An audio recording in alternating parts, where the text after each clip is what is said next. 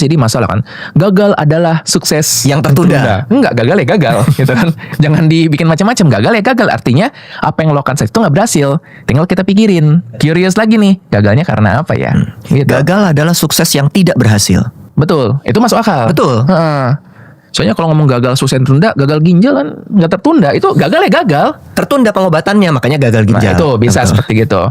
Nah, makanya aku ngajak pasien-pasien, teman-teman juga kan. Makanya aku suka untuk udah eksperimen aja. Kita mumpung kita masih ada waktu, kita masih ada kesempatan, kita lakukan aja gitu.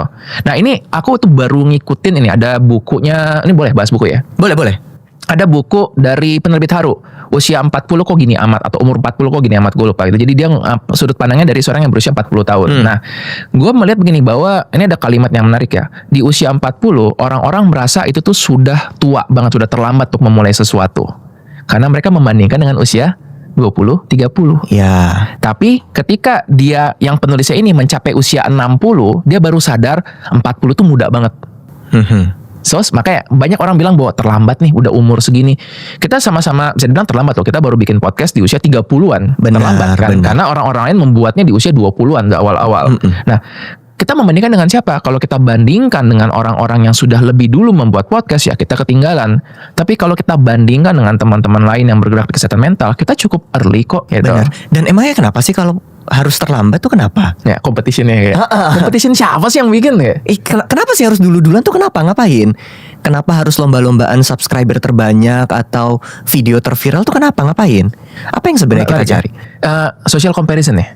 Jadi ini kan kita masih ngomong tentang topik kecemasan. Kita jadi cemas kan ya karena salah satunya kita pasti membandingkan dengan orang-orang sekeliling kita. Dan ini juga gue tuh gue punya inilah bad blood dengan motivator gitu, karena gue sering dapat pasien-pasien yang jadi korban motivator.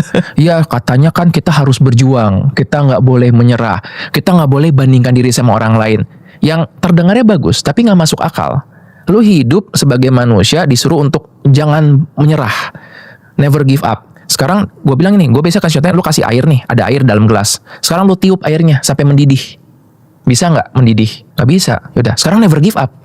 Tiup terus, makin semangat dong. Ayo pasang musik gitu biar semangat. Nggak bisa. Jangan-jangan tadi niatnya bagus, niatnya tuh never give up boleh, tapi jangan-jangan caranya harus give up.